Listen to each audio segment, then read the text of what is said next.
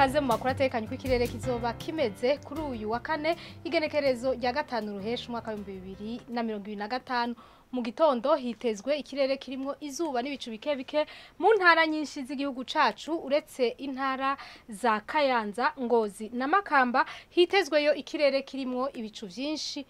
Ahazoba hakanye kurusha handi ni mu ntara za Kayanza, Ngozi, Gitega na Mwaro aho ibipimo bizoba biri kuri dogere Celsius 13. Ku muhingamo hitezwe imvura mu ntara za Bubanza, Bujumbura, Rumonge hamwe na Gitega. Haritezwe kandi ikirere kirimo ibicu vyinshi mu ntara za Cibitoke, Kayanza, Muramvya hamwe na Ngozi. Mu zindi ntara hakaba hitezweyo ikirere kirimo izuba n'ibicu bike bike.